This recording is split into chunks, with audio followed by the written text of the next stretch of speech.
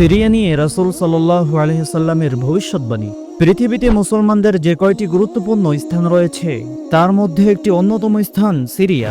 দেশটির সঙ্গে গোটা বিশ্বের মুসলমানদের রয়েছে গভীর ঐতিহাসিক সম্পর্ক। আজ থেকে 1400 বছর আগে বিশ্বনবী হযরত মুহাম্মদ সাল্লাল্লাহু আলাইহি সাল্লাম সিরিয়া নিয়ে কিছু গুরুত্বপূর্ণ ভবিষ্যৎবাণী করে গিয়েছিলেন, তা এক এক করে বাস্তবায়িত হচ্ছে। তা জানতে পুরো ভিডিওটি দেখুন এবং সাবস্ক্রাইব করে রাখুন। সিরিয়া এমন এক ভূমি যেখানে নবীদের আগমন থেকে শুরু করে কিয়ামতের আগে ঘটে যাওয়া এমন অসংখ্য ইতিহাস ভবিষ্যৎবাণী করে দিয়েছেন রাসূল সাল্লাল্লাহু আলাইহি ওয়াসাল্লাম। এই মাটি নবী ইব্রাহিম আলাইহিস সালামের হিজরত ও ঈসা আলাইহিস সালামের জন্মের সাক্ষী। শুধু কি অতীত, ভবিষ্যতেও এই সিরিয়া হবে বড় বড় ঘটনার কেন্দ্রবিন্দু।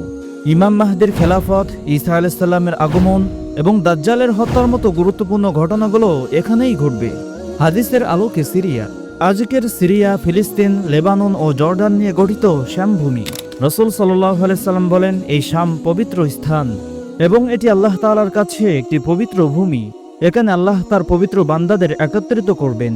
এটি মুসলমানদের জন্য মক্কা মদিনার পর পবিত্র ভূমি হিসাবে পরিচিত। রাসূল সাল্লাল্লাহু আলাইহি সাল্লামের ভবিষ্যৎবাণী অনুযায়ী শামভূমি যখন ফাসাদে জর্জরিত হবে তখন গোটা মুসলিম উম্মাহর ভিতর কল্যাণ হারিয়ে যাবে। এই শামভূমি শুধু একটি ভূমি নয়, এটি মুসলিম উম্মাহের জন্য অস্তিত্বের মেরুদণ্ড। ইমাম কুরতুবী, ইবনে কাসির ও ইমাম হাজার আসকালানী রাহমাতুল্লাহি আলাইহি বলেছেন, শাম হলো হাসুরের ভূমি এবং এই ভূমিতে ভবিষ্যতের মহাযুদ্ধ এবং কিয়ামতের পূর্বে যেই সমস্ত ঘটনাগুলি ঘটবে তার সাথে সম্পৃক্ত। ভবিষ্যতে মহাযুদ্ধ, ইমানের বিজয়, শামভূমি হবে মুসলিম বাহিনীর বৃহৎ বিজয় কেন্দ্র। হযরত আবু দারদা রাদিয়াল্লাহু তাআলা আনহু থেকে বর্ণিত, রাসূল সাল্লাল্লাহু আলাইহি সাল্লাম বলেছেন, মুসলমান বাহিনীর শিবির থাকবে দামেস্কের গোদা নামক স্থানে। রাসূল সাল্লাল্লাহু আলাইহি সাল্লাম বলেন, ইসলামী বাহিনী শীঘ্রই কয়েকটি দলে বিভক্ত হয়ে যাবে। একটি দল শামে থাকবে, আরেকটি দল ইয়ামেন এবং আরেকটি দল ইরানে থাকবে।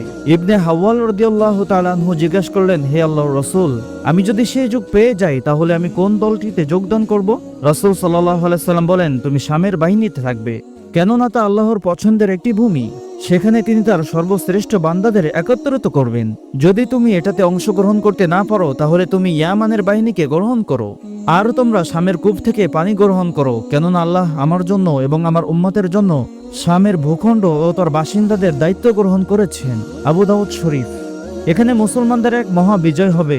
এই সিরিয়ার ভূমিতে ঘটবে ইমাম মাহদির আবির্ভাব।